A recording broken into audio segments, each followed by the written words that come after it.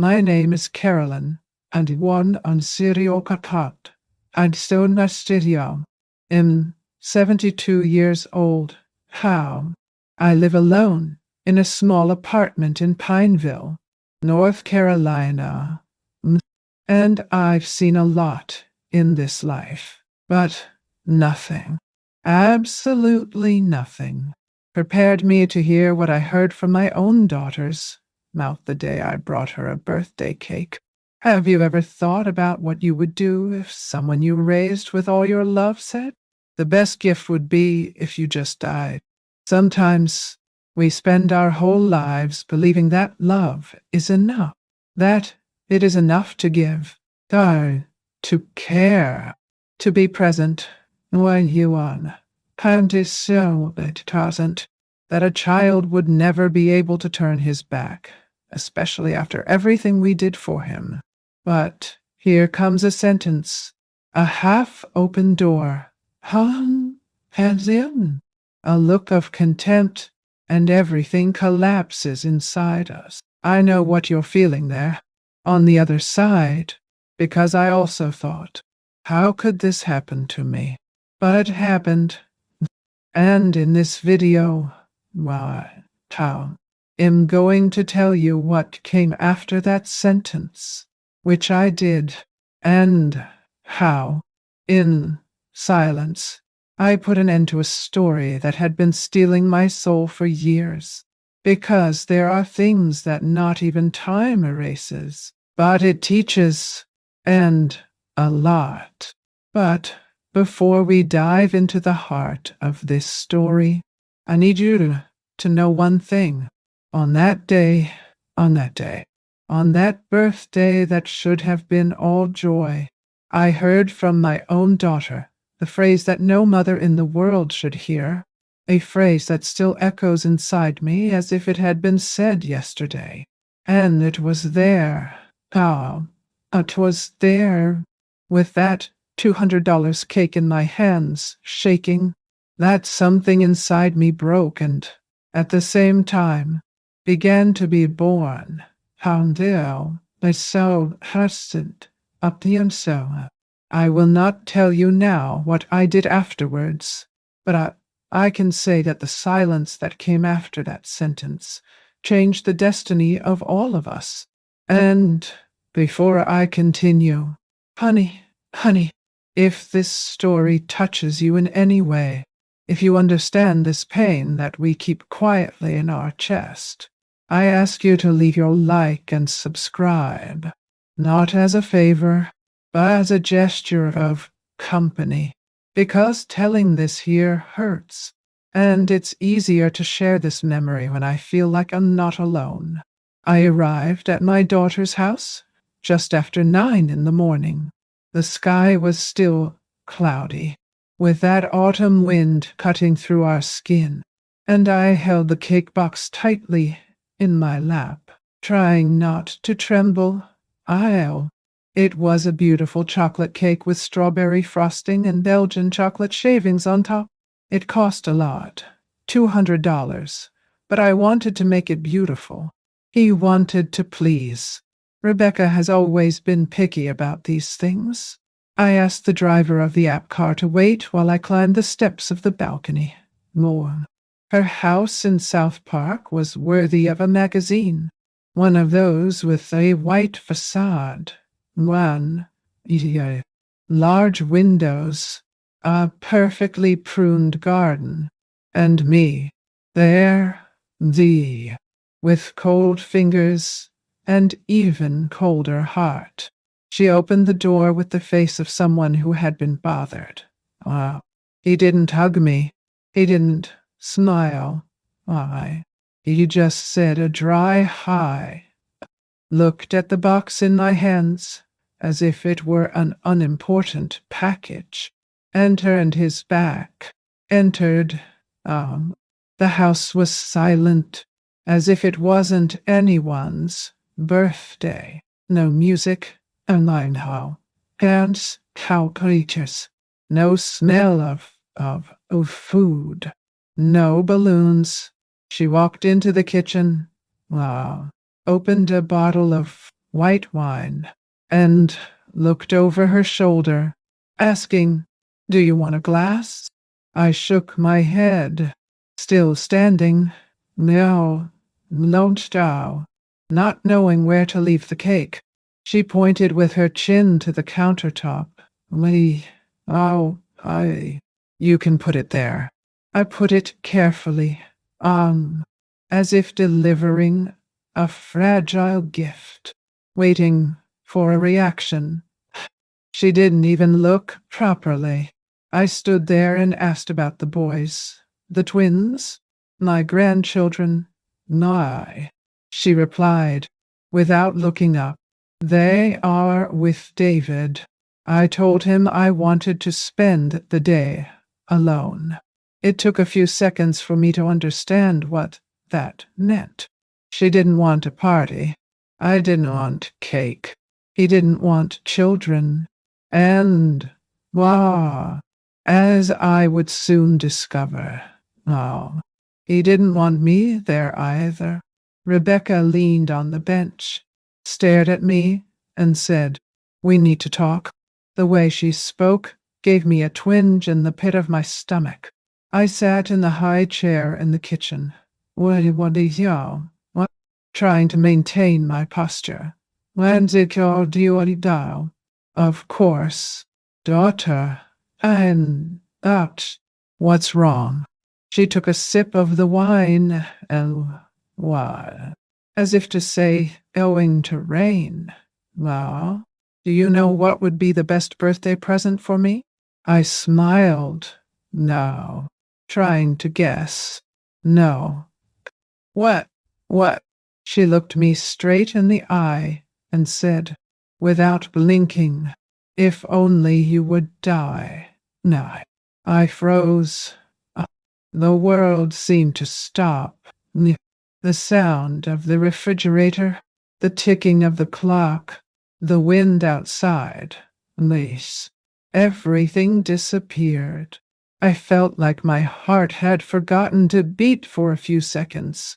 I kept looking at her, waiting for a laugh, and when I assumed a retraction, "I am kidding, Mom, Hanan," but nothing came. She kept looking at me, as if she was ordering coffee. I didn't cry. I didn't scream. I just lowered my eyes. My throat dried up. I couldn't even get up to drink water. She kept talking, saying that my presence weighed me down. That I was always getting too involved. That everything in my energy was charged. That the past had already passed. That she wanted to live without the emotional ghosts of her childhood. Ghosts. That's what she called me now.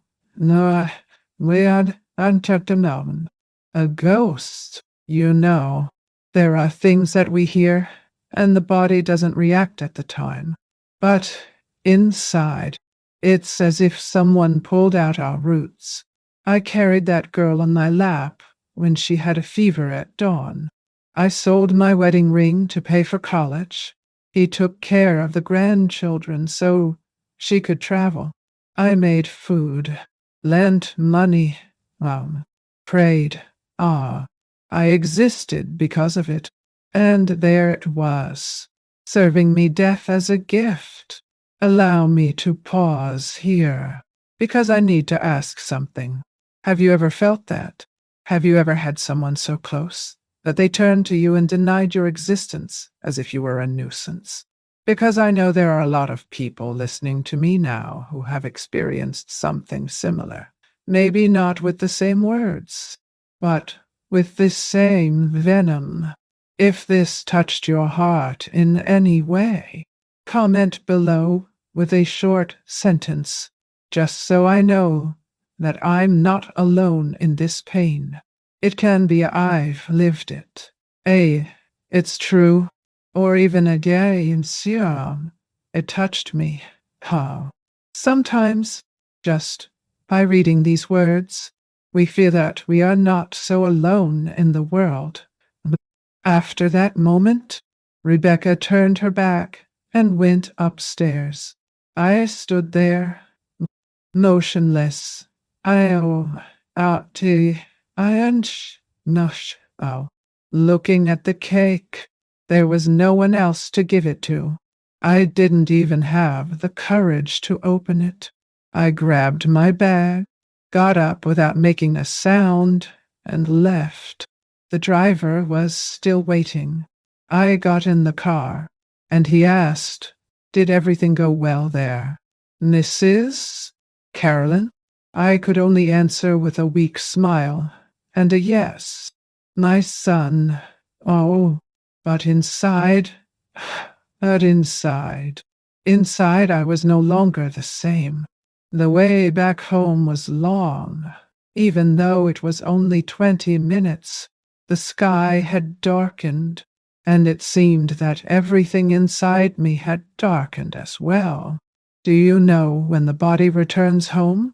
But the soul stands in a kitchen, listening to a phrase that will never stop echoing. That's that. It was exactly like that. But what did I do after that? Did I cry? Did I beg her to go back? Or could it be that, for the first time in my life, I started thinking about myself? I arrived at my apartment without feeling the footsteps. The keys trembled in my hand, not because of the cold, no, but because of what still weighed on me. When I closed the door behind me, the silence of the house embraced me like a mother embraces a tired daughter. Only at that moment, I was the two of them. I placed the cake box on the kitchen table, intact, as if nothing had happened. But inside me, something had happened, something I still couldn't name. I sat on the wooden chair that already knew my pains, and stared at that box as if it were a grave, a tomb of everything I imagined, of everything I hoped for, of everything I still insisted on believing. The lid was wet inside, condensation from the cold of the street with the heat from inside the confectionery. That moisture running down the plastic looked like a tear that was not mine, but of time itself, of life itself, which, at that moment, I showed me that something had died there, and it wasn't just my daughter's birthday. It was what was of the illusion. Ne'er a harm. I stayed there for hours, without turning on the light. Only the lamp in the room was lit, casting a pale shadow on the table. And as I looked at the cake, flashes of life came and went as if someone was playing an old movie in my head. I remembered the first time Rebecca had a high fever. She was 3, and I lay up all night with a wet washcloth on her forehead and a prayer hanging from my lips. I remembered the day I sold my mother's gold bracelet, the only souvenir I had of her, to buy the antibiotics that the insurance company didn't cover. I remembered the graduation dresses that I paid for in installments for 4 months, just to see her smile, taking pictures with her friends. I remembered the wedding. Oh, the expensive buffet, the orchestra, the imported flowers, everything coming out of my retirement fund. I thought that love was measured like this, how much we are able to give up. No. In that silence, the cake began to lose its color. The chocolate shavings melted slowly, and the strawberries were no longer so alive. I wondered if that was how I was, inside, melting without anyone noticing. And then, I got up. I grabbed the box with both hands, went to the kitchen trash, opened the lid and threw the whole cake inside. One chersakon, died unceremoniously, Ah, no farewell. Wow. That was no longer a gift. It was a cruel reminder. And at that moment, ah, without having to scream, I knew something in me had changed. I didn't cry that night. I didn't care about anyone. I didn't write messages. I just took a shower, put on my blue cotton pajamas, and lay on the bed as if lying down to wait for the next day with another look. But I didn't sleep. I lay staring at the ceiling, feeling the echo of her phrase hitting inside me. If you just died. That no longer hurt like hours before. It was no longer a stabbing. It was a scar being born. A scar that would remind me every day that I needed to stop trying to be important in the lives of those who no longer saw me. The next day, the first thing I did was open the window. The autumn wind came in like a whisper, and that's when I found myself thinking, what am I doing here? What am I trying to save? Why do I insist on giving everything I have, everything I am, to a person who treats me as if I were a burden? For the first time in many years, I thought that maybe, just maybe, I could do something different. Maybe the problem wasn't what she said, but how much I allowed it to grow for so long. That's how it started. Not with a plan, not angry, but with a silent question. Lee, what if I just stop trying? Because sometimes my daughter, Noon, stopping insisting is also a form of self-love. And it was this question that led me to touch old papers, where, unintentionally, I found something that Rebecca never imagined I remembered, and that would change everything. Want to know what it was? The next morning, wow, I prepared my coffee more slowly than usual. The strong smell of freshly ground beans did not bring any comfort. And it was there, with the cup in my hands, that I looked at the old wooden cabinet where I kept my documents, my memories, my papers, and decided to open it. I started pulling out old folders, envelopes, letters. Wow. At the bottom of a blue box, I found a wad of receipts, checks, transfer receipts, more the Japanese, and walked down the car. One by one, I took it out and put it on the table. With each roll, with each roll, a memory. Rebecca's college, enrollment in Atlanta. I remember to this day the day she called me, crying, saying that she would not be able to pay the first semester. I had a fund saved, $15,000 that would be to renovate my bathroom and change the refrigerator. I transferred everything on the same day, but it was not only that. 4 years of tuition, books, student housing, wise, food, adding it all up there, before my eyes, more than $42,000. Then came the wedding payments, $35,000 with the buffet alone. And she wanted natural autumn flowers, imported, Hasty, because no other had her face. I even paid for the invitations, one by one. Netaro, Tapansteonita, Adequant, Anasiho, with my credit card maxed out. And when Rebecca and David decided to buy their dream home in South Park, there I was again.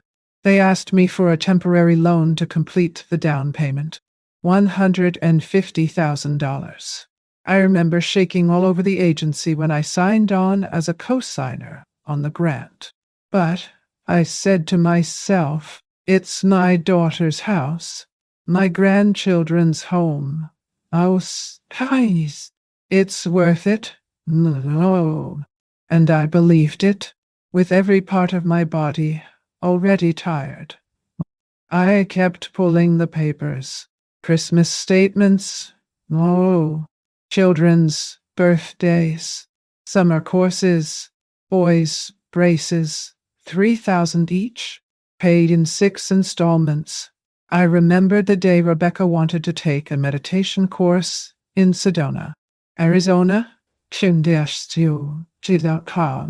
Mom, you don't understand.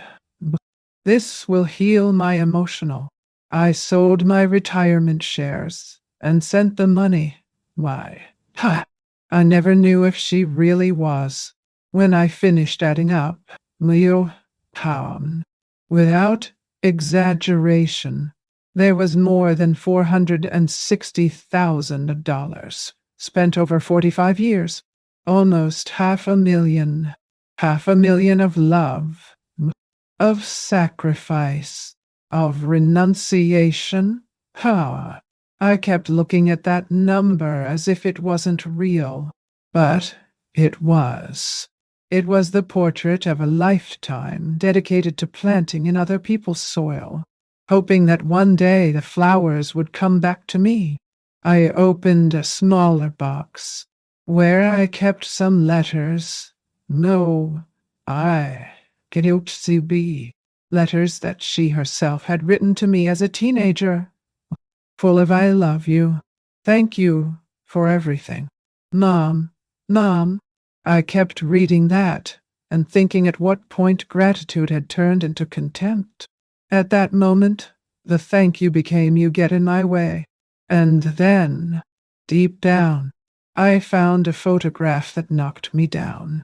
It was when she was about 7 years old. In our old backyard in Greensboro, she in a little red polka dot dress, jumping rope while I held the tip. Why? The joy on her face broke me inside. I was a good mother. Of that I do not doubt. I was present. I went down. Oh, it is such an account. I was a shield. But it seems that, at some point along the way, well, yet, she has unlearned how to remember. I sat on the floor, with all those papers around me, and realized that I had lived my whole life for someone who now wanted my absence as a gift.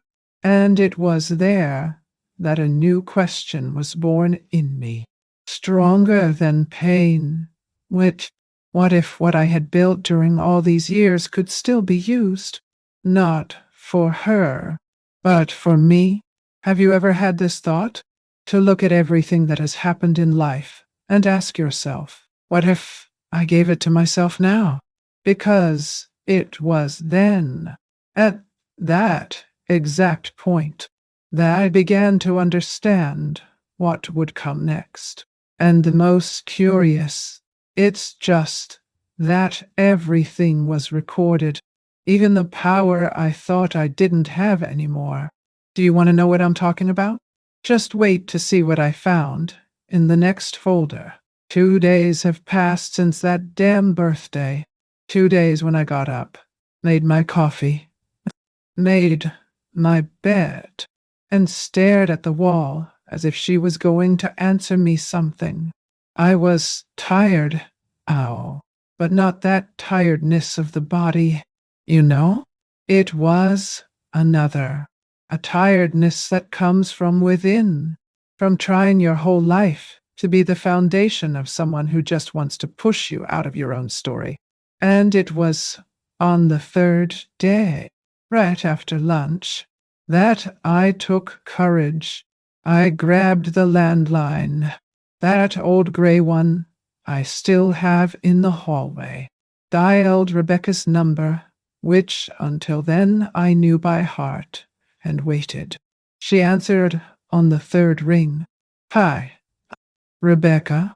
I just wanted to know if you really meant that. That which he said to me on his birthday. Wow. Ah. She took a deep breath, a silence of a few seconds. And then it came. Yes, Mom, I meant exactly that. Ah, you weigh it. It has always weighed. And your energy consumes me. I need to protect myself. That hit me like a closed door in the face. But, strangely, I didn't cry. Not this time. Her voice no longer cut me, as it used to. It was as if I had spent the whole night sewing my own wound, stitch by stitch, and now the cut no longer bled. It just existed. That's right, was all I said. And I hung up. I sat on the edge of the bed and stayed there for a while. In silence. A different silence. Wow. It was not empty. It was a silence full of decision. I got up, grabbed my bag, put on my blue cardigan, and left. I went straight to the bank, the same where, for years, I shared a joint account with her to make life easier. She said, all in my name and hers. Now, for emergencies, for when the boys needed it, well, for when she traveled and I paid the bills. I entered that bench with my head held high.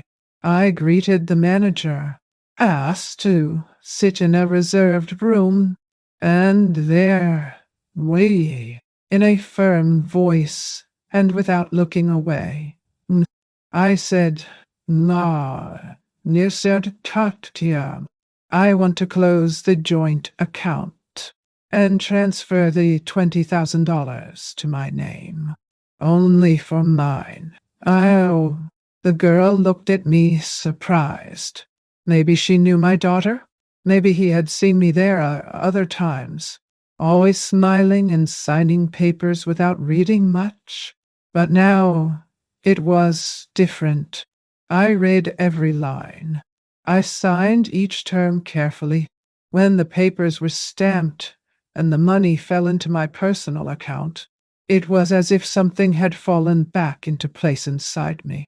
On the way home, in the back seat of the app car, ordained Hachibisal, one shoe. I looked out the window and thought, it doesn't have to be revenge. It is enough to be justice. And sometimes justice begins with small gestures, with a subscription, with a enough. Now, let me open my heart with you, who are here listening to me until now, because this story is not easy to tell. No, well, it stirs a wound that still burns.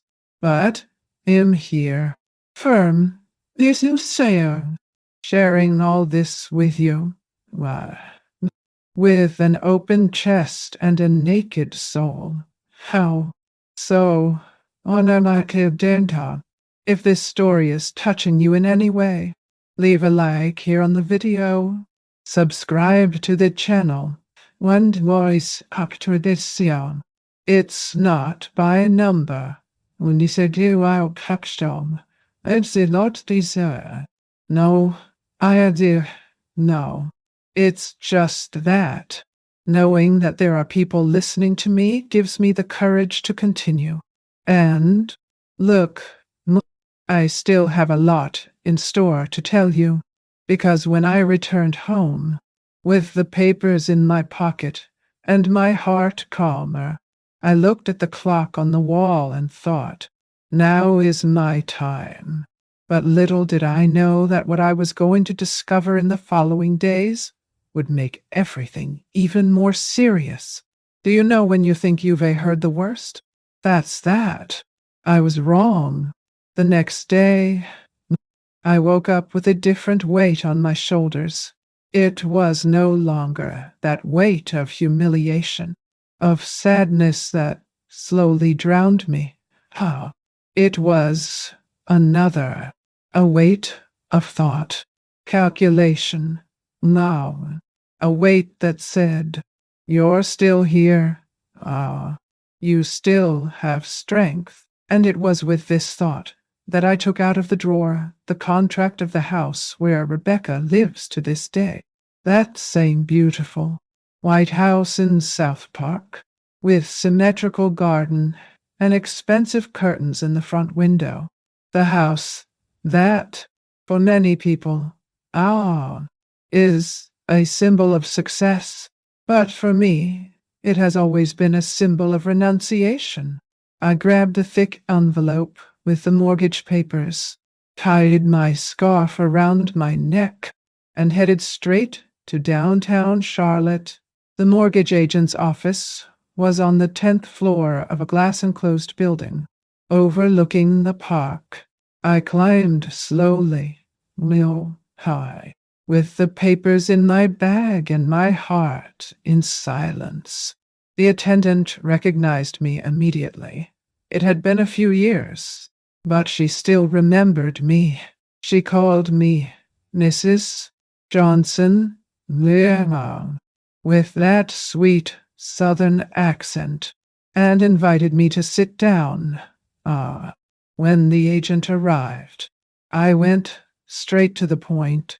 "I need to review the terms of the contract for the house I bought together with my daughter."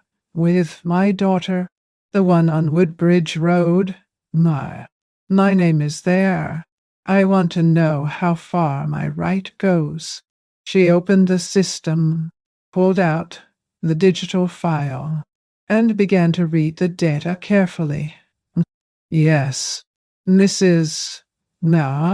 Johnson, Leon, when I'll tell, she said aloud.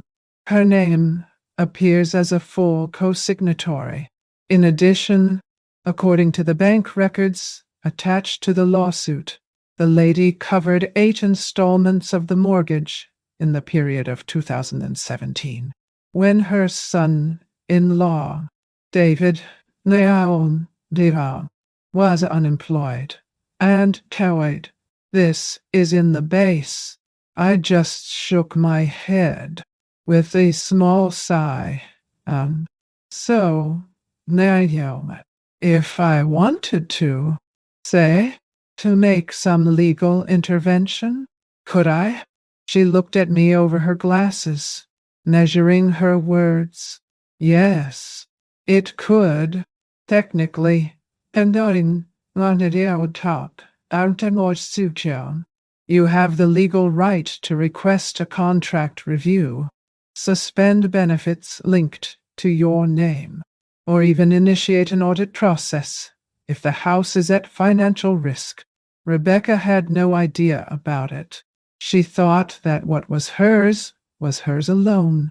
I forgot, or pretended to forget, who had put the name, the money, the sweat to build that house. But I knew, and now, more than ever, he remembered. The agent printed the documents and put everything in a folder. When she handed it to me, her eyes met mine, and I felt she knew, not of what had happened, but of what was about to happen. I left that building with my briefcase pressed to my chest, walking slowly along the sidewalks of the center. Charlotte's sky was clear, but inside me, a calm, meticulous storm was beginning to form. A plan was born in the silence of my step. I passed a newsstand. Saw a lady of my age sitting on a bench giving crumbs to the pigeons, and for a moment I thought about stopping there too. But I continued. There was too much stuff going on in my head. The city was normal, people coming and going, cars honking, children laughing in the distance. And I was there, with the most powerful weapon a woman can have, the awareness of what she has built. I thought about everything Rebecca said about independence, about being a modern woman, owner of her own life. But but behind that whole speech there was always my name holding the ends.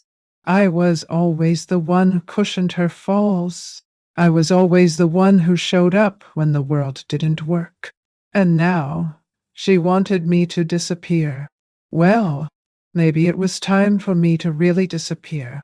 But not before showing that, without me, none of that would have existed. And more importantly, that without me, none of this would be sustained. No. While I waited for the light to open to cross the street, I held the briefcase more firmly. Each paper there was a proof, not only my presence, but of my strength, a force that she never recognized, but that she would now have to face. And you, who are here with me until now, listening to me, have you ever felt like this? Invisible on the outside, but knowing inside that it was the foundation of everything, because it was at that intersection, with the wind in my face and the noise of the city around, that I made the first real decision. And from then on, nothing would be the same as before. Man, now it was time to act. But where to start? The next day, I woke up earlier than usual. The sky was still gray, and the floor of my room was as cold as ever. But inside me, there was a heat that I hadn't felt in a while. It was as if, for the first time in years, I was in control of my own story. After coffee, I went to the bookshelf and picked up the brown leather diary where, for decades, I have been writing down the important names in my life. And there, in the small print in the lower corner, was written, was Ansel Rodriguez, lawyer, landline and cell phone. Ansel was an old friend of my late husband, an old lawyer, one of those who do not exchange the dark room for a computer, but who still know the things that matter. I called. And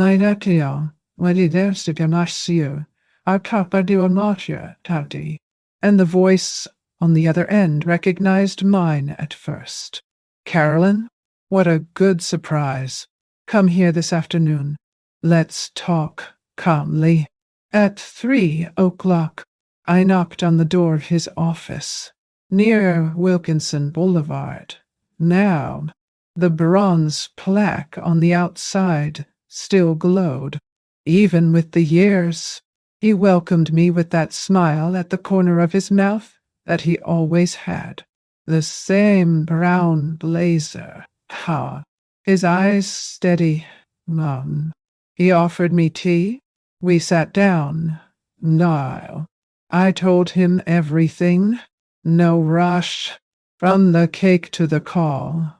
I asked. From receipts to the house contract. He didn't interrupt me once. He could only listen. With his fingers intertwined over the notebook. When I finished, he let out a sigh and said, Carolyn, you took too long, but there is still time. He explained everything to me clearly. He said that, legally, I still had much more power than I imagined. He proposed the complete alteration of my will. Nothing else would go to Rebecca. Not the house I lived in. Not the investments. not the funds she didn't even know existed. He suggested that I cancel all life insurance policies that had her as a beneficiary and include a clause protecting my own well-being in case she ever tried to declare me mentally unfit, something he said she had seen happen more often than she would like to admit.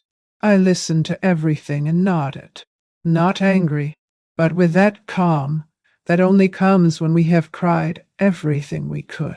It was a new kind of force, cold, silent, worthy, and it was with this force that he placed the papers in front of me. I took the pen with steady hands and signed each sheet as if it were a new chapter of my life being sealed. When I finished, he held my hand and said, "My, you're doing this not out of revenge, but for justice and for you." I thanked him, and for the first time, I left a lawyer's office with the feeling that my life was being returned to me, piece by piece. There, one piece, what your eyes and tongue. At that moment, I understood. We don't need to raise our voices to be heard. Just act firmly. Just say enough in a way that only silence hears. No, if you've come this far with me, if you've been following every step of this story, stay with me a little longer. Because what's about to happen will still surprise you. There is a time in life when silence becomes justice. And, my dear Commander, I'm to continue. That time was coming.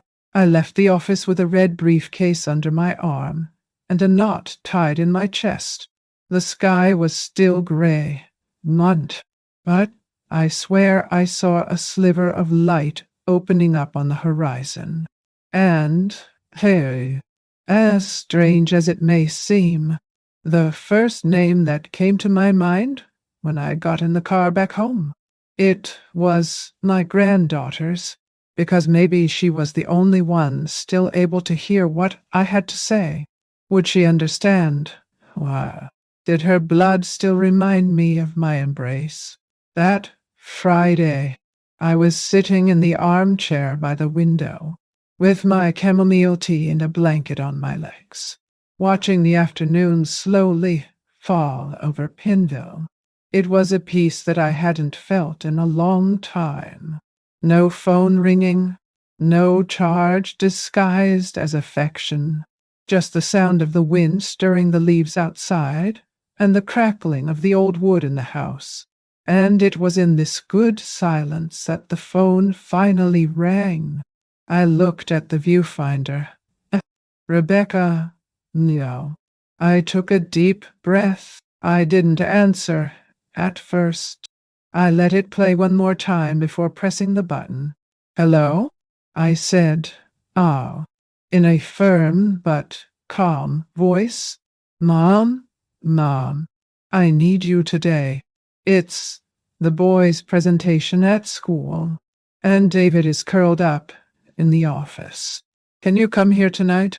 They're going to be alone, and you know I hate it."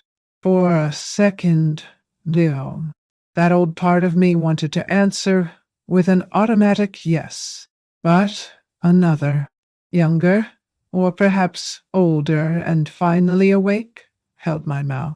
"I can't today, Rebecca."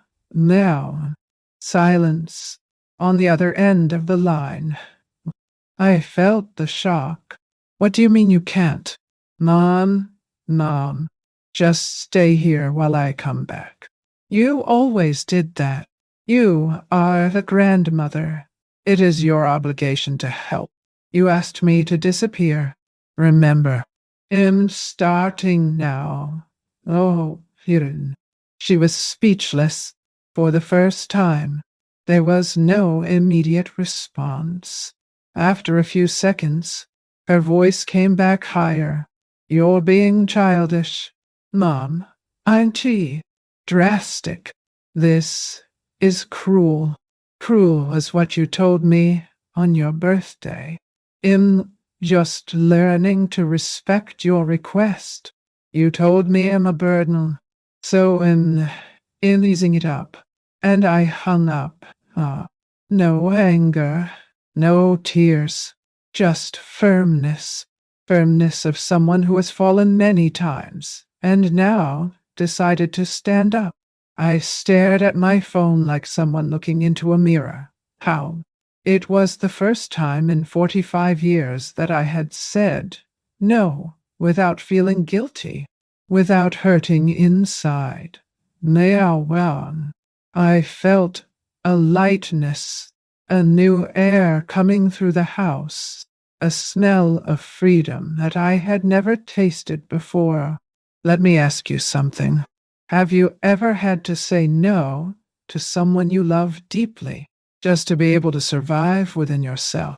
Because, look, no, it's not easy, but sometimes it's necessary, and when we succeed, it's as if the soul breathes a sigh of relief.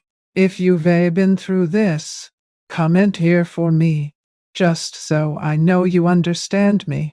It can be a, I know how it is, a, I understand you, or even just a, it's true. I promise that I will read each one with an open heart. After that, I sat quietly in my armchair, listening to the world outside. It was as if the house had also breathed along with me. For the first time, the no did not come as a loss. It came as a gain, a rescue. A bounce and I knew, right then and there, that something inside my daughter was going to start moving too, because absence, when it is new, hurts more than any presence. But what she would do with this emptiness, I still didn't know. And it wasn't until 3 days later that an unexpected message arrived, making me rethink everything again. What was next? On Sunday, wow, I woke up with a different weight on my chest. It was not sorrow, nor sadness. It was a decision. That kind of certainty that comes when we accept that we have nothing more to wait.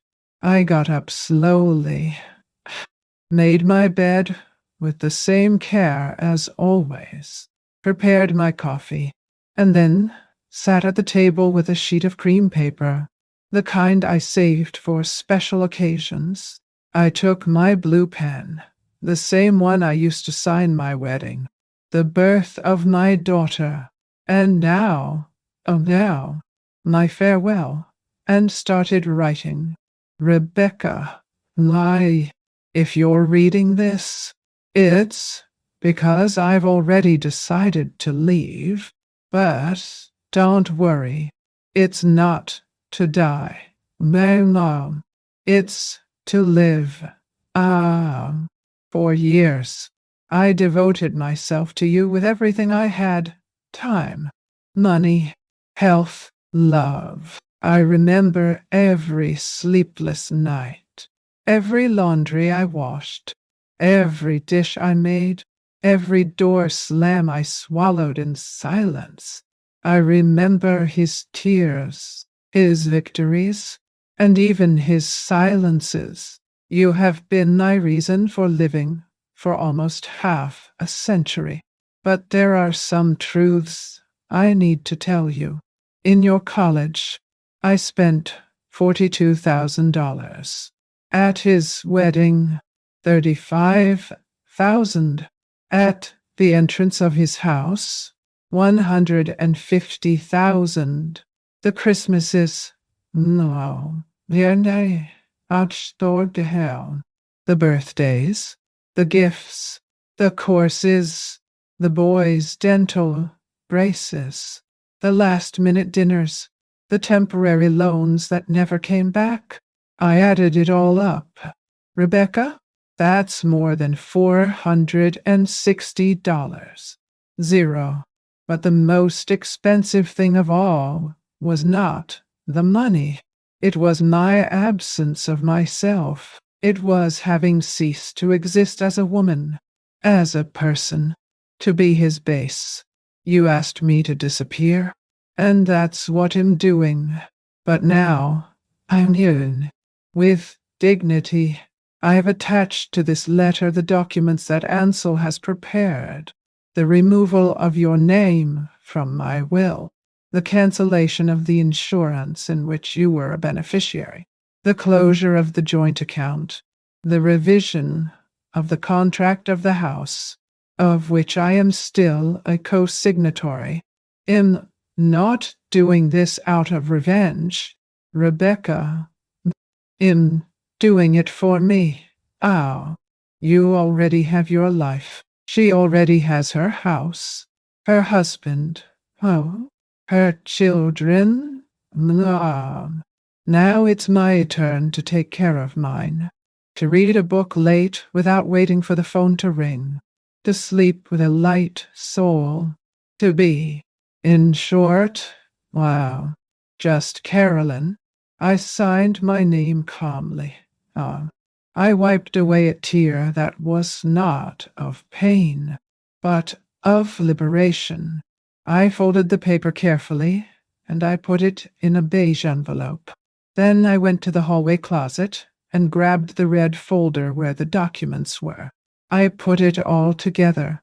It was enough. At 4 in the afternoon, I knocked on the door of Elvira, my longtime neighbor and accomplice of my pain. She lived at 302, 2 floors above, now, and was one of those women who listened with their eyes, without having to say much. When I opened the door, with the envelope in my hand, she already knew. I need you to give this to Rebecca. Not now. Tomorrow. At 10. Adieu. Leave it on her desk. That's all. She didn't ask why. He just nodded and said, "Why no calm? Why you? It's going to hurt, but it will liberate." I went back to my apartment, closed the windows, and prepared my dinner as if it were any other day.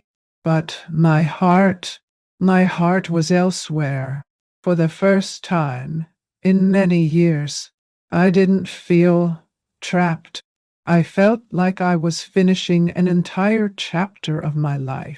And you, who are here listening to me, have you ever felt that? That sometimes the only way to be heard by someone is to stop being there, because there is silence that speaks louder than any scream. The next morning, the other city, account, would show what is said. I had my coffee with gusto. I put on my best coat. I looked for the last time at the house, where I cried silently so many times, and said in a low voice, "Now, enough." And when I looked in the mirror before I left, I saw something new in my eyes. A whole woman. But what would Rebecca do with that letter? What would she do with the absence that finally imposed itself? What happens when those who have always been suddenly now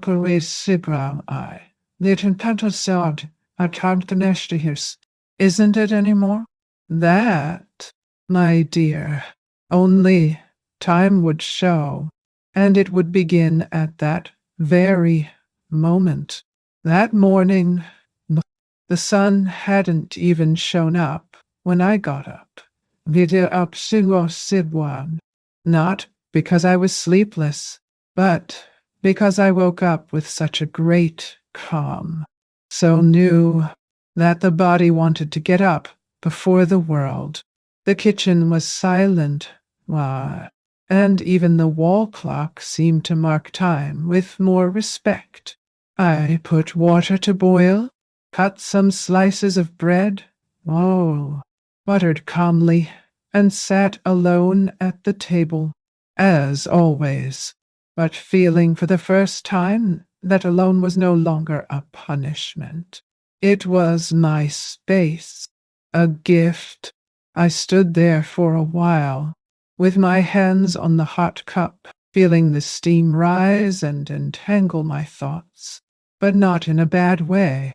It was as if everything that had previously suffocated me had settled inside me, like water after the storm.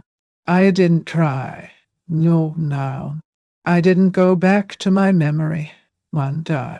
I didn't imagine what Rebecca would be doing. I didn't think about whether she had already read the letter or not. For the first time in many years, I wasn't worried about her reaction. It was as if a door had closed, and, contrary to what I had always feared, I was not outside. I was free on the inside. There, meine Damen, pitiful capriccio discerner, not so hot. In that simple cafe, I understood something that changed me entirely. I no longer had to beg for love, nor justify my presence, nor begging for respect inside a house where you can only enter on your knees. No, I didn't want that anymore. What I wanted was to save myself. I grabbed my notebook and started writing down place names, cities, countries, options. I always kept magazine clippings and travel brochures, as if it were a hidden dream that I never had the courage to tell anyone. And now, suddenly, what? No, it made sense. I started researching on the tablet that my granddaughter had given me years ago. Safe places for American retirees, agencies that helped elderly people settle in another country, visa plans, housing, health. I found an agency in Asheville that specializes in relocation for seniors. I saw photos of an 82-year-old lady who started her life again in the interior of Portugal, a couple who went to live in a villa in Costa Rica, a widowed man who opened a small coffee shop in Mexico just so he wouldn't lose the habit of talking to strangers.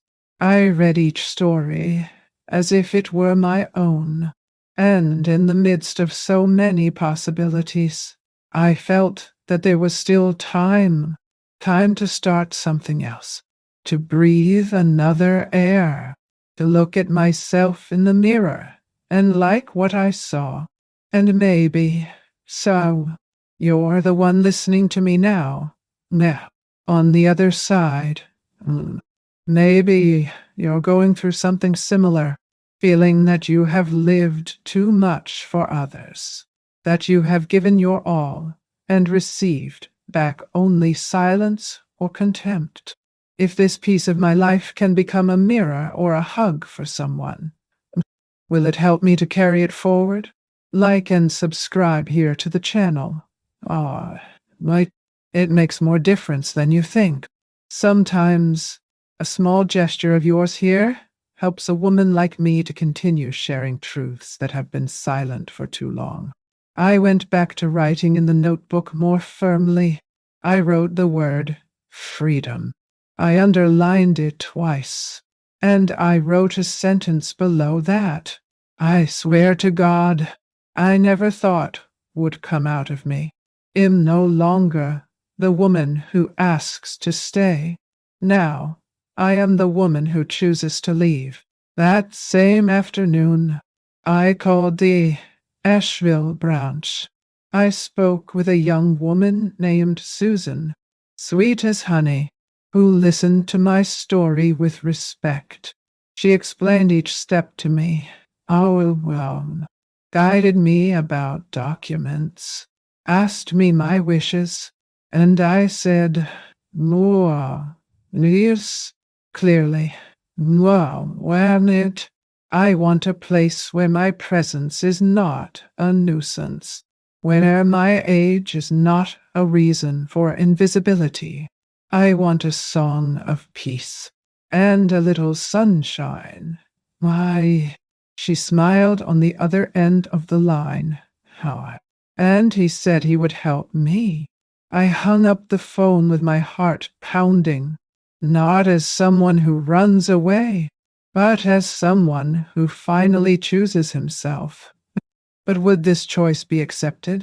Would my absence, now complete, wake up something on the other side? Or was it already too late for any recognition? These questions were still in abeyance. But one thing I knew, the next call I would receive would not be like the others. And when she arrived, brought something I never expected to hear. I spent the next 2 days in complete silence. It was not that silence of those who shrink or hide. It was the silence of those who work from within, with focus, with decision. I woke up early, organized my papers, prepared everything with the calm of someone who is building a new house. But this time, inside me, Hamad, and the trusty, it's the Lord so calm, on the living room floor, near a clown. I spread an old towel and started to spread all the documents I had kept over the years.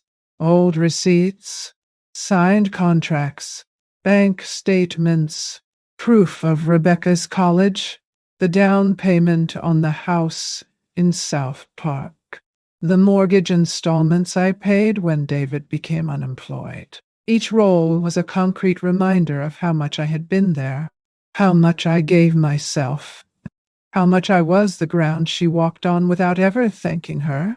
I called Ansel, Nisu, my lawyer, now, again, and he received me back in the office with that same serious look of someone who understands the weight of a new beginning. I carried everything in a blue, heavy folder, now, as if I were carrying my whole life, folded into sheets. He looked at each document carefully. Whenever not so bored, how do we hear how? Wrote down details, separated them in chronological order. After an hour of silence, he looked up and said, Carolyn, wow, you have legal and financial rights, not only to the house, but to much of what you have sustained in the last 30 years. These papers protect you. They set you free. No one can take that away from you. I left there with the briefcase in hand and the feeling that I was, for the first time, walking with my own name on my back, without shame, without fear. I went straight to the bank at the central branch. I asked to close the joint account I had with my daughter, once and for all. The manager tried to convince me to keep it, said it was practical for family emergencies. I just looked him in the eye and said, there is no longer this family. Young man, Leontard, there are only those who are left standing now. Mom. He understood. No. And he signed the papers. After that, I withdrew $30,000 in cash. It wasn't all my savings, but it was enough to start over on the other side of the ocean. I kept the money in a large envelope and took it with me to the travel agency Susan had indicated. There, I sat with a young woman named Hannah, delicate, attentive, one of those who talk, looking into the eyes. I explained my situation in a few words. She listened to me respectfully and began to put together a plan. Switzerland, she said, was one of the safest and most welcoming countries for retirees like me. Small towns like Lucerne or Thun offered quiet housing, good health care, and affordable transportation. She showed me options for residences for independent seniors, with medical support, cultural activities, and a view of the Alps. All simple, nice, Tito, but beautiful. He said that I could rent it for 6 months as a temporary residence, and then, if I liked, extend. We are talking about medicines, international health insurance, the translation of medical prescriptions. She wrote everything down. He gave me a clear schedule: passport, visa, North items, tickets, housing, and I followed each step with the firmness of someone who knows that the time has come to choose one's own peace. And if you're here, still listening to me, let me tell you something. The strongest part of my story has not yet arrived. Because when an old woman stops begging for love and starts building freedom, the whole world feels it. And whoever mocked his silence, you will hear your steady step coming from afar. On the way home, I went into the corner pharmacy and bought a new box of my blood pressure medication. Then I sat on a bench in the square and stood there for a while, looking at the sky, the same sky of so many days in which I cried silently. But that day, he seemed to look back at me. The breeze was light, but it carried a warning, as if to say, now it's up to you. And there, one you, Tashimo, with the documents in his bag, the money in the envelope, and his name firmly inside his chest. I knew there was no turning back. But the world, my dear, the world has its own plans. And what I found when I got home, expecting only the usual silence, was something that not even I, with all my calmness, was prepared to hear. None. I wonder what she had to say now. I arrived home that late afternoon with the briefcase glued to my chest and my body tired, but my heart firm. The key turned on the door with the same crack as always, and for a moment it seemed symbolic, as if I had just opened the door to a new life. But before he even put his bag on the couch, the phone rang. I looked in the viewfinder. It was Ansel. Answered me. His voice was more serious than usual. Carolyn, I found something here in the bank's archives. While reviewing its old documents, I thought it best to tell you in person. But I know you prefer the straightforward stuff. 6 months ago, Rebecca and David tried to file a form to become their legal attorneys. If it had been approved, they would have had control over all of your financial decisions in case you were deemed incapacitated. The request was not finalized because his signature was missing, and no one was able to forge it. But, the attempt is registered. I sat slowly in the armchair in the living room. The world didn't turn. I didn't get dizzy. I didn't cry. I just stayed there, with his breath held, the mouth dries up, a thick silence inside me. Oh, it was no longer about the cruel phrase on the birthday, nor about the cake that came back in one piece, nor about the joint account, or the coldness on the phone near harm. Now, it was something else. It was intention. It was premeditation. It was the kind of thing that, if you tell someone, well, the person even doubts. She didn't just want distance. She wanted control. She wanted to own what I built with calloused hands. And the cruelest. It's just that she didn't wait for me to leave. He tried to advance my absence. Hours later, one spider noise away, while I was still trying to understand the size of the gulf between us.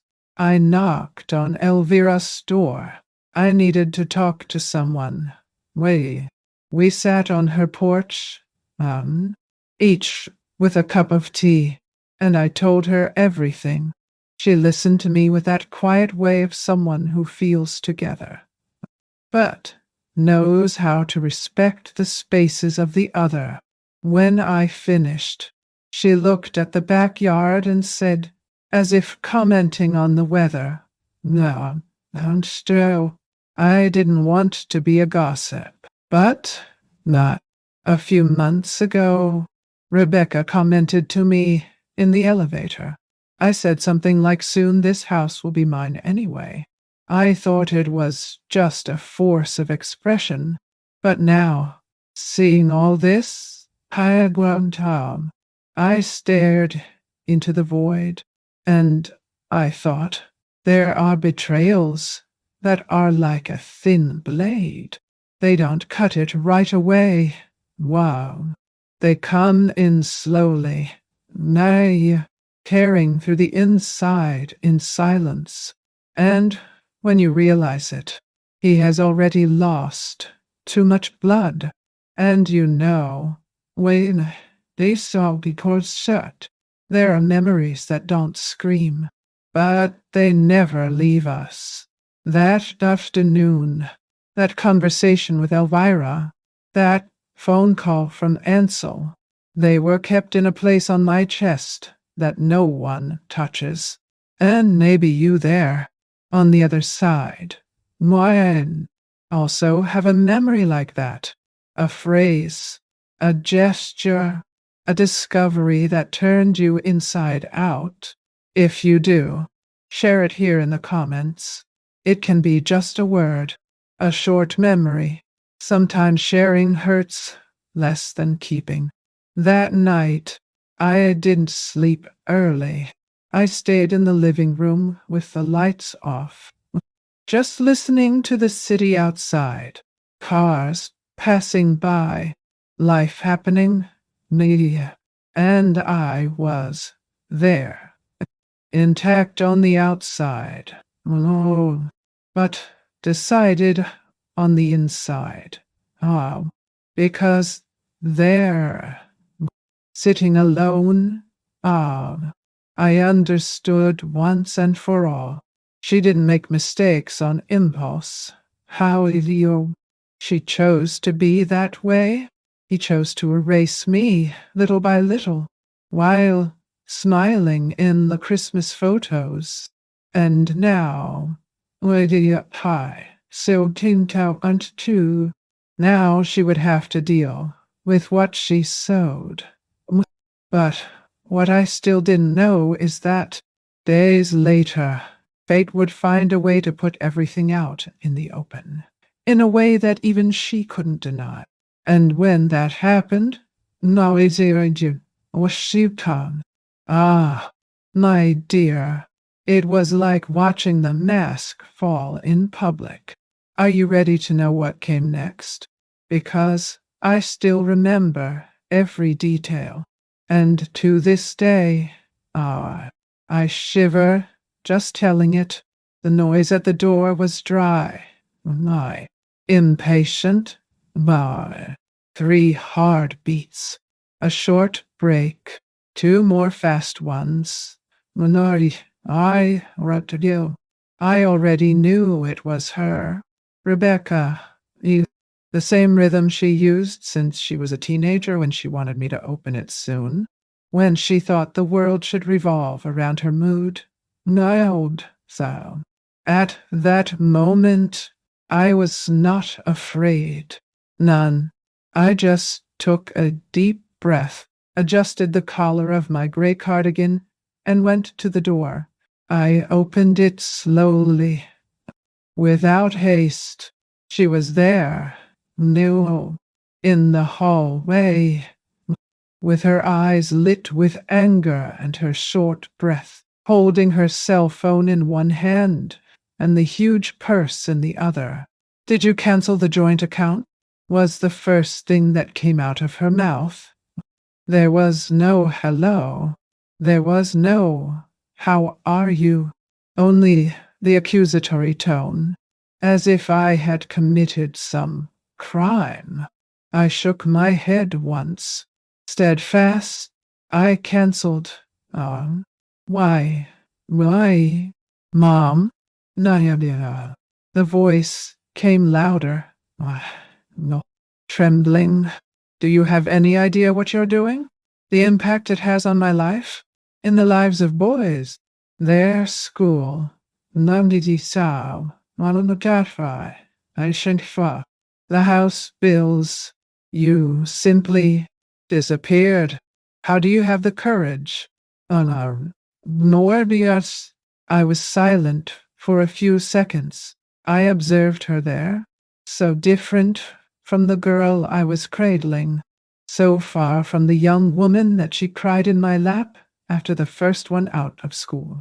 Now, before me, no, stood a grown woman who was screaming because her fountain had dried up.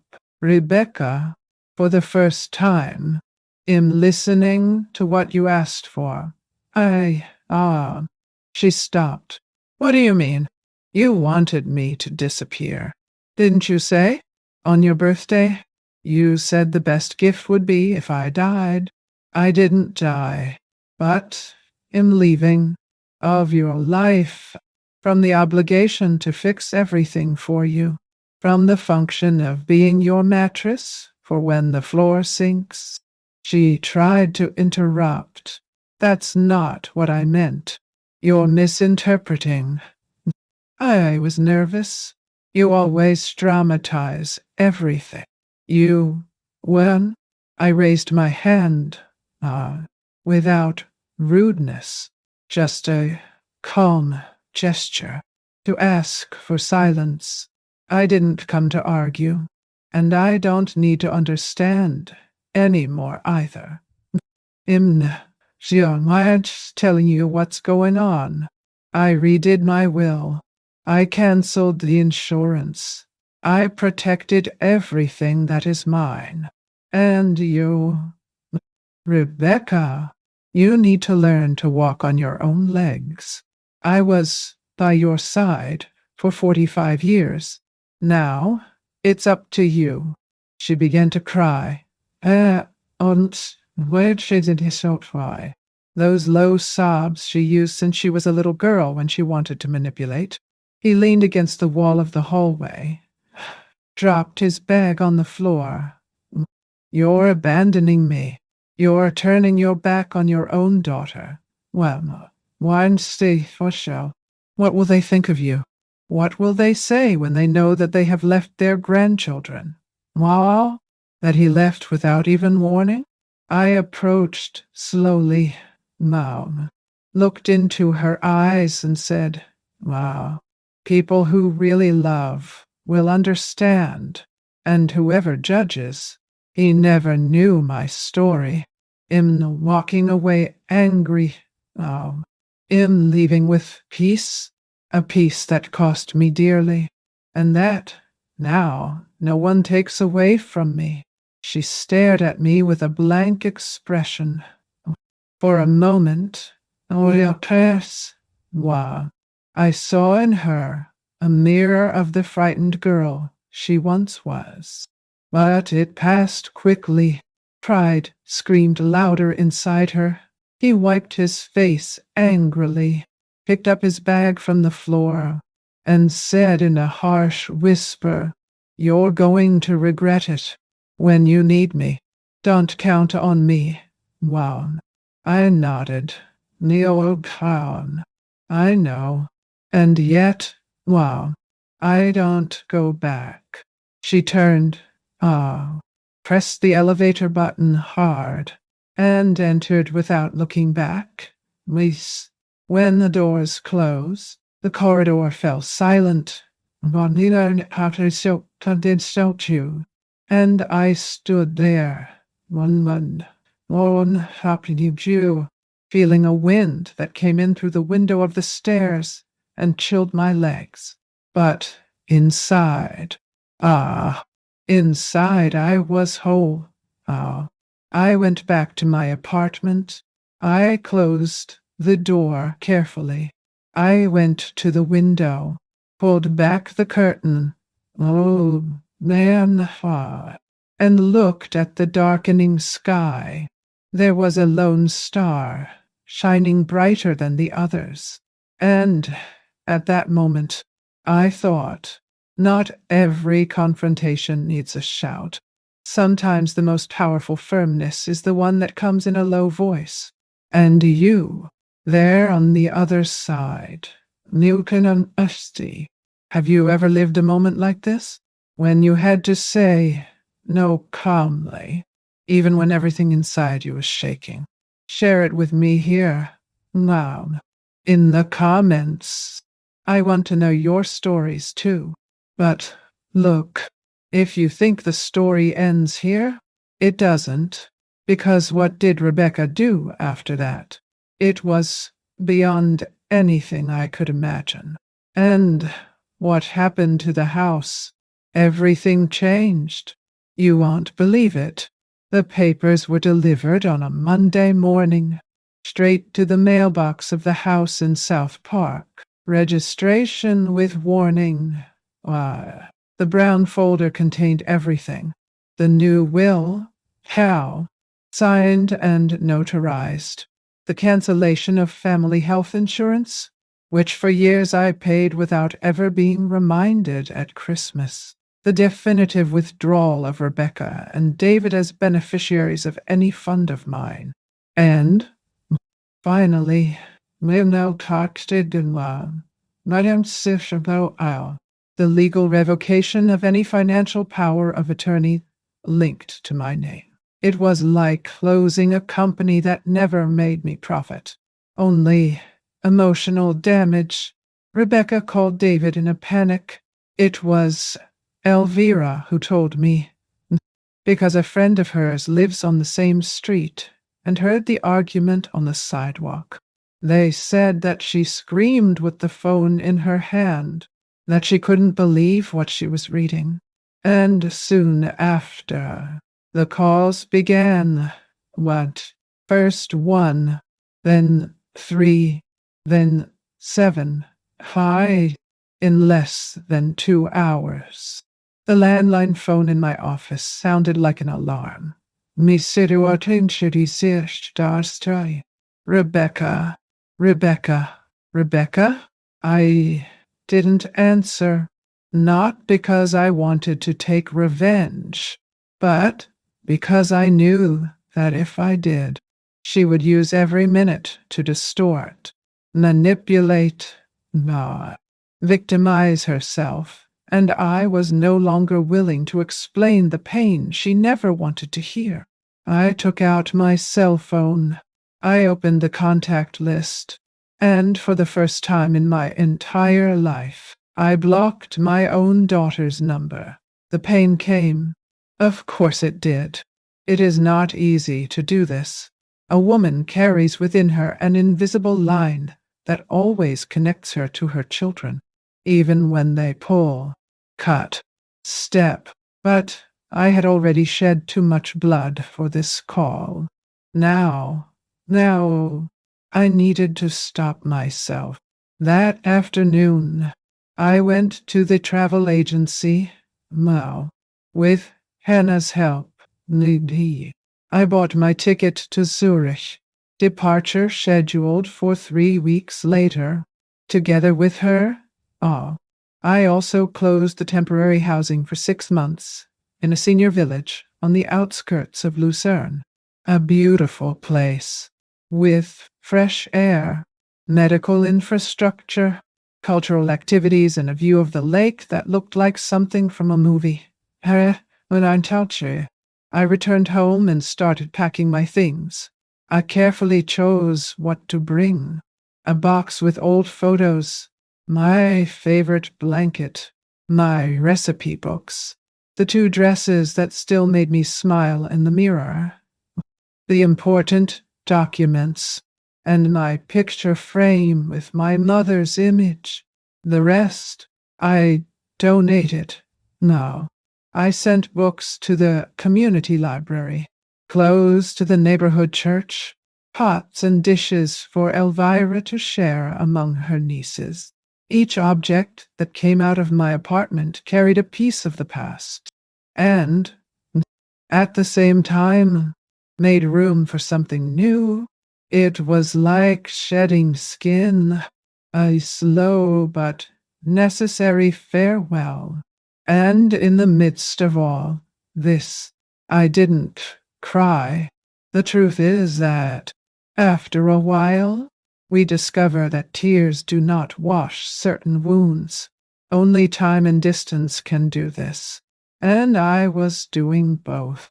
I sat up on the bed, well, with my suitcase still open, and looked around. It was strange to see the bare walls, the empty closets, now, the lonely hangers, but at the same time, it was liberating. I had already said goodbye to so many things without knowing it. Now he was conscious. It was whole. There, alone in that apartment, with almost no furniture. I understood once and for all. I no longer belonged to that pain, and she was also no longer allowed to live in me.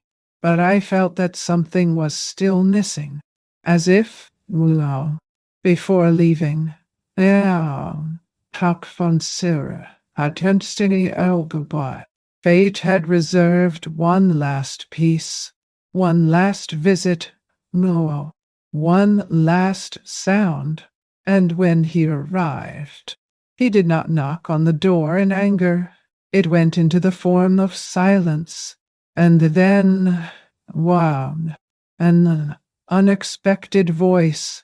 Was it too late for redemption? Or was it just the beginning of the harvest of what was planted? You'll understand everything when you know who it was that came my way. That's what he told me with teary eyes. The news came to Rebecca like an avalanche that descends suddenly, silent at first, but devastating when it hits. The bank called on a Thursday. A risk industry official wanted to confirm with her that the information was correct. The house's co-signer, Carolyn M. Tucker, had requested a mortgage review. Motive? Payment instability, intermittent delays in the last 6 months, and a warning about a change in the legal relationship between the parties. That's when she panicked. That same night, she called David in the middle of a meeting. That so armed, with urgent stepdaughter tried. I imagine the scene. Without on 5-4.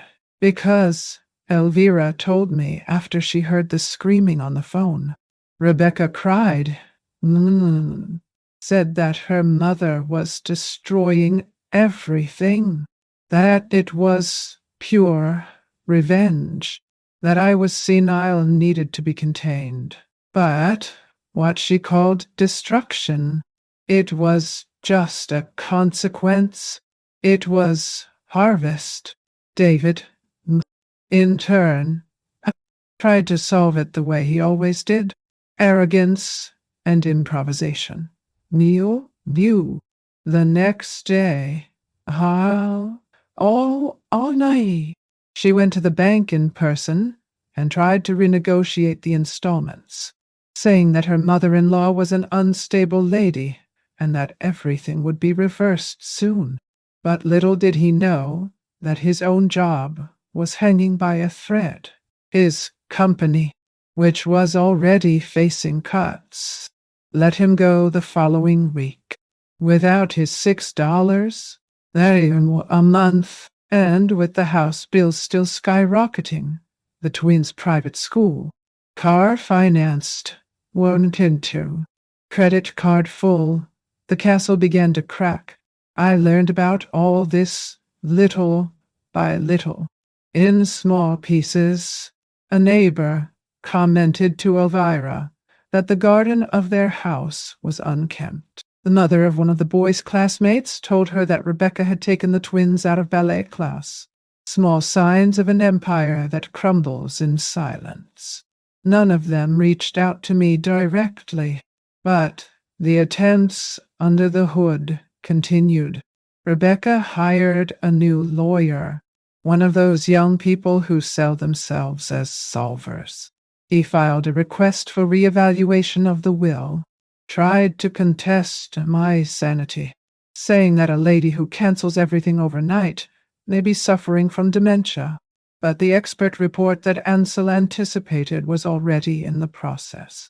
My mental, emotional, and legal health was intact. The designated psychologist, in fact, recorded that the patient has a high level of lucidity, strategic discernment, and emotional clarity about her recent decisions. They achieved nothing, neither contest nor reverse. All my acts were legal, documented, and protected. I didn't leave a loophole. This time, I thought for myself, and while they stumbled at every step of their own arrogance, I kept packing my things. I finished organizing the documents, scheduled the transport of the boxes, finalized the contract for the temporary housing, and bought a new pair of shoes. Comfortable, firm, the kind that can withstand a long walk. I sat alone on the sofa in the living room with a cup of tea and thought about everything. In the girl I was, in the young mother who sold cake in the neighborhood to pay for daycare, in the woman who gave up everything to raise the world of a daughter who never looked back, and in the lady who was now, finally, leaving, not because she was expelled, but because he chose. There are things that we live and keep, but maybe, by telling, we will help another heart to breathe. If you're still here with me, listening to this story, can you help me take it further? Like this video and subscribe here to the channel. Sometimes a story like this comes at the right time for those who need to listen. I know there are people who think that life gives everything back the same way. But no, sometimes it returns in a quieter way, deeper. Because, while Rebecca yelled at lawyers and David sent desperate resumes, what I felt was only one thing: peace. But one last visit was to come. A face I hadn't seen in years. A door that would open with something I didn't expect. Can you imagine who it would be? Me neither. The town, near the crowd had stayed until I heard the doorbell. And this time, my heart raced. When I arrived in Zurich, town, the air seemed cleaner. Maybe it was the mild chill of that early spring. Or maybe it was just the feeling of being in a place where no one owed me anything, and I didn't owe anyone anything either. The apartment I rented was on the second floor of a discreet building, with a balcony facing a park where children played and gentlemen played chess in the late afternoon. It was small, and loud, which else is small, but it was mine. For the first time in many years, everything around me fit into my silence. The mornings began to have a different rhythm. I woke up without fear of hearing the phone ring with requests, without the weight of needing to please. I made my coffee calmly, made the bed, opened the windows and let the air in, as if allowing the heart to learn to breathe again. It was on one of those mornings that the phone rang. It was not a request, but a formality. The American consulate wanted to confirm my sanity, the result of the complaint that my daughter had made. I was advised to attend a clinic indicated by them, to undergo a standard psychological evaluation. The process was part of the protocol, but inside me, I knew that this was just another desperate attempt by those who lost control. I attended the appointment without fear. I talked to the psychologist for almost 2 hours. We talk about choices, losses, silence, about the weight of being a mother in a country where mothers grow old and visible. At the end, she said to me with a gentle smile, "You are a woman who knows what she wants. It's whole." Nay. The report was sent to the consulate, and the next day, I'd be so witty talking to. A copy was also forwarded to my lawyer. Result, full capacity. It did not one. Preserved judgment. No evidence of delirium or emotional instability. It was the official seal of what I already knew. Am not crazy for choosing myself. And so, my lawyer, did not take long to act. He sent a formal notification to Rebecca. It informed that any new attempt at an unfounded complaint could result in a lawsuit for defamation and moral damages. No response came. No letter. No email. No phone call. But a week later, I learned, through indirect channels, one of this account, that it had collapsed, who spent days locked in her room, crying, yelling at David, fighting with the twins for anything. Their house, the same one where I entered years ago, carrying a $200 cake and an open heart, was now in the process of foreclosure.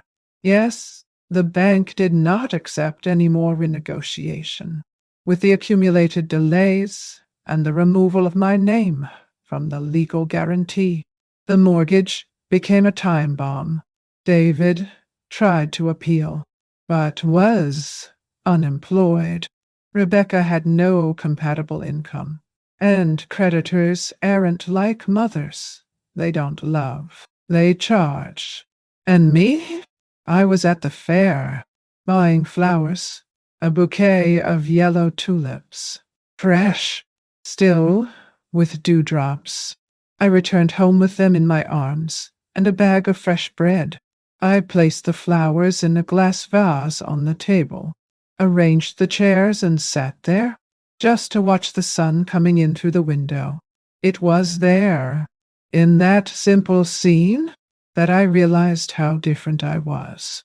Not a new woman, because I hadn't become anyone different, but finally, I was me. No mask, no duty, no guilt. And it's curious how peace doesn't make noise. She arrives as if she doesn't want anything, and when we realize it, she has already made her home. There are many things in this life that we think we will not be able to handle, but I learned, that there is a force in silence that no one can understand until they live. And if you've come this far with me, listening to this whole story, Let me tell you something. The most remarkable is yet to come, because what I got in the mail that afternoon, everything changed. Can you imagine what it was? I didn't expect it either, but life sometimes sends letters that we didn't write, and even so, they carry our name. The envelope arrived folded, and with an American stamp and an unknown sender. I opened it carefully, sitting on the wooden bench on the porch, as if I already knew that that paper would bring not words, but echoes. It was a statement from the bank. South Park's house had been officially repossessed. No renegotiation, no appeal, and no appeal. Rebecca and David had been forced to hand over the keys, and with them, everything they pretended to control. I stared up at the sky, Lishidis Naman, and I thought, you, when a tree falls, no one sees the rotten roots that knocked it down, just the noise of the fall. And they were hearing this noise now. Oh. A few days later, she learned from a distant cousin, who still keeps in touch with Elvira, that David had gotten a job in a factory in Monroe. At minimum wage, he carried boxes, worked standing all day, and still couldn't handle the bills. The twins were still in school, but without the luxuries of before. The uniforms were the old ones, patched up, and the materials now came from supermarket promotions. Rebecca cried a lot. She said that the world was cruel, but the world, Ninakat, my daughter, Noah, only responds to what we sow. She tried to rebuild her life in a small apartment, in a simpler neighborhood.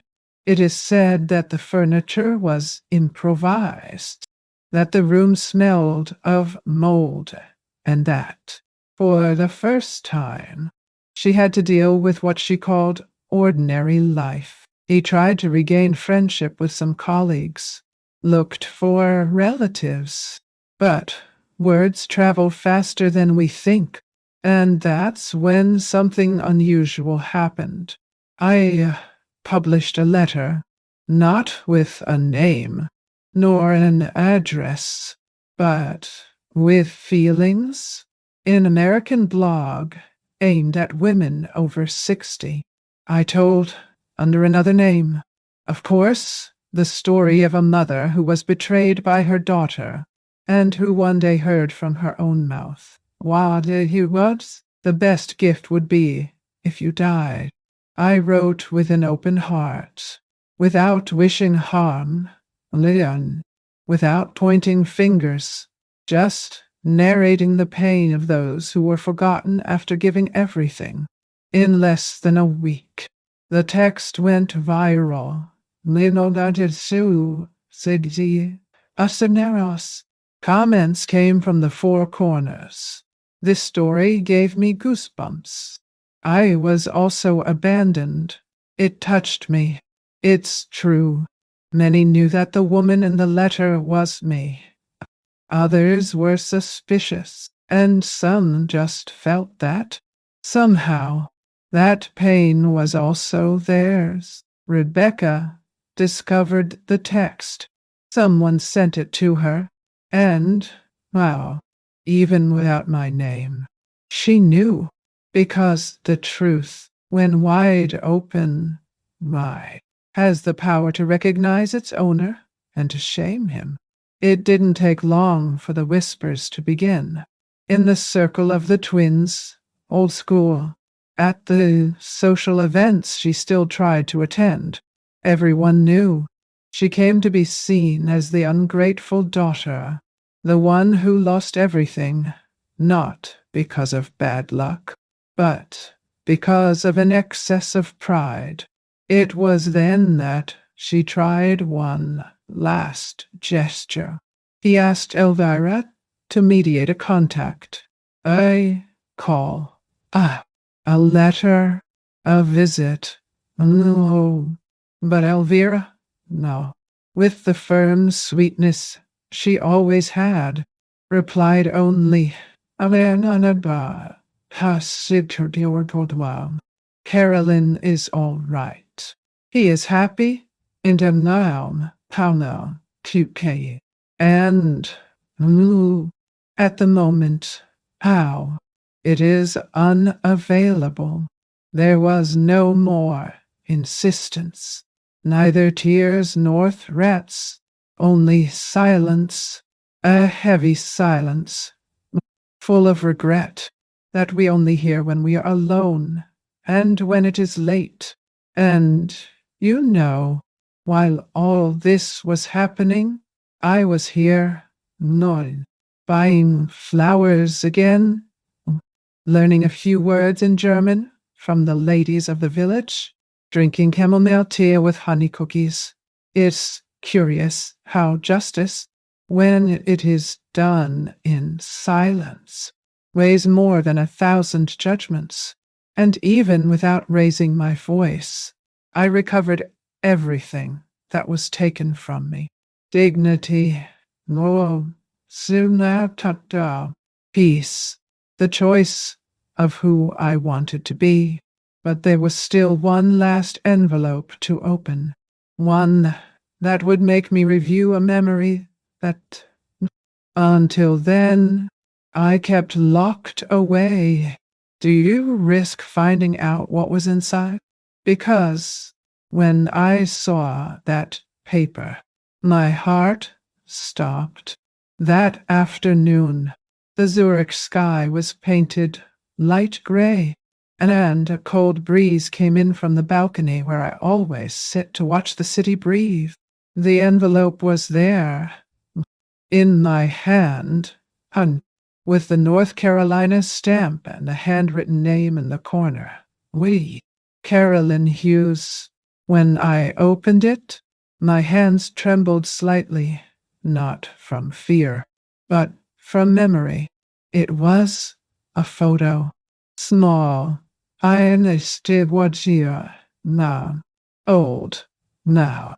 Faded. Rebecca and I, at a picnic in Freedom Park. She was about 6 years old. Her hair tied up with a red bow, and her cheeks full of cookie crumbs. On the back, a phrase. I'm sorry. Why, Mom? No sender. Mom. No date. That's all. Panied. I stared at the image for long minutes. I didn't cry. He doesn't smile. I just felt it. Because time teaches us to digest what once seemed indigestible. And in that image, more than the memory of a childhood, was Sis. I saw the woman I was, and the woman I will never be again. For a long time, I believed that a mother's love was about sacrifice, that to love was to put oneself last, to be silent, to bend, that children had the right to demand, to make mistakes, to forget, and that we, as mothers, had the duty to forgive everything, always. But no, love that demands our dignity is not love. It's prison. I am sitting there, Monda, a between a cup of tea and the photo on my lap. I thought about everything I experienced, not with regret, but with lucidity. Now, I was the woman who was too silent. That carried too much. That he gave too much. I thought gestures of love were eternal contracts. That each dress paid for. Each waking morning, each hug offered, formed an invisible debt. which one day would be paid with gratitude. But the truth is that no one owes us anything. Gratitude, when it is not born from within, cannot be demanded. And perhaps what hurts the most is not the rejection, but the time wasted trying to be accepted. Ah, I think of that morning when she told me that the best gift would be my death, not as an open wound, but as a starting point, because it was there, between the shame and the even greater shame of having felt guilty, that a new courage was born in me, the courage to choose me, to understand that I was not a perfect mother. What you now story Sue, but I was a whole woman, that I gave everything I could, with the tools I had, and that is enough. Age brings a freedom that no one talks about. When we pass 70, the looks no longer demand haste, or beauty, or obedience. But what almost no one sees is that along with this freedom comes an implacable lucidity. We see the voids, the silences, the exaggerations that no one noticed. And that's where the rebirth comes. Today, my own how. I don't wake up expecting a message. I no longer find myself rehearsing apologies that I shouldn't. I don't hide in old photo albums trying to remember what I lost, because I didn't lose. I found myself. There are nights when I still wake up thinking about birthdays, Christmases, notes stuck to the fridge. But what was once a lament, today it's just memory, and memory does not hold. It only teaches. Oh, that woman who crossed the city with an expensive cake in her lap, full of hope. Today he walks lightly through the streets of Zurich without expecting anything from anyone. And, you know, if I could leave a message for any mother who is listening to me right now, it would be this. You don't need to beg for the love you taught yourself. And if the world gives you silence, learn how to use it as a shield. Makanen? Vow. But before I close this story, which is not only mine, but of so many women who have already been forgotten by those who should be hugged, let me tell you what came with that photo. Folded, now, in the same envelope, because there, Mom, between those lines, there was something I never imagined reading. And when I read, my heart beat differently. Can you guess what it was? Because what was written there, it changed everything again. In the end, that envelope didn't contain a request for forgiveness, nor an attempt at reconciliation, just that short, loose, unsigned sentence. Now there, and sorry, with or Mom, I didn't give it back. I didn't respond. So, I didn't cry. I just folded the photo again, kept it in the box where my Swiss documents are, and let it stay there, as a reminder that sometimes what we expect most never comes the way we imagine. Life here is quiet. I walk across the lake every morning. The mountains teach me silence, and the aroma of cinnamon coffee reminds me that I'm still alive. I didn't become a bitter woman. On the contrary, I found myself again.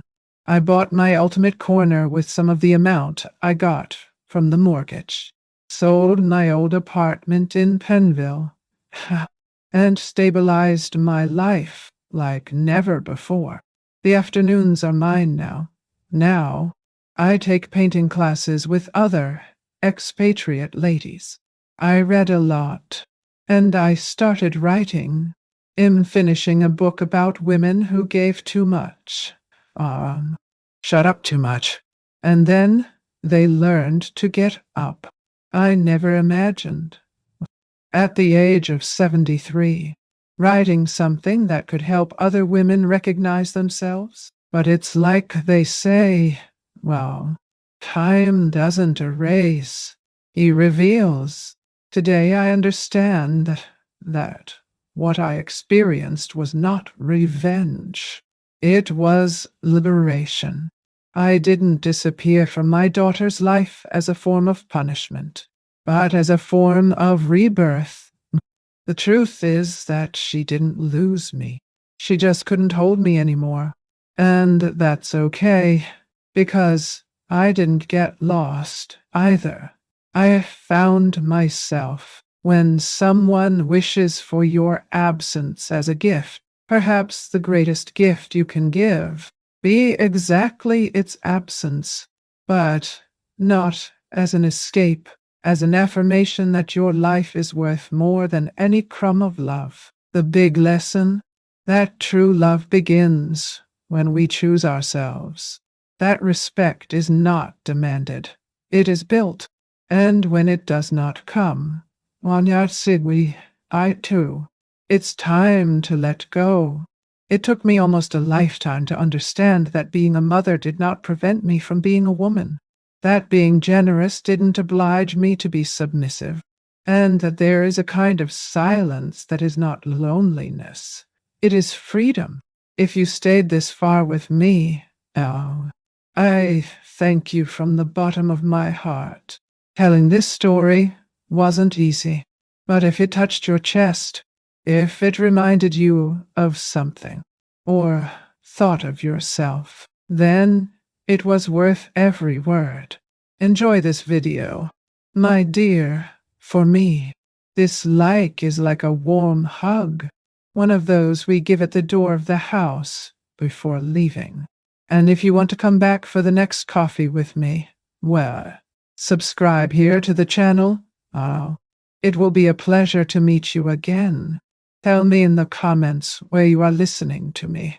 I love to imagine how many corners of this world this network of strong women can grow from. And it activates the bell. La. See? That way you don't lose when the coffee's brewed again. Don't go away yet. Listen to the next true story that will appear on the screen. Always remember, each wrinkle tells a story, and each story carries a strength. Watch the next video here on the channel with another incredible story.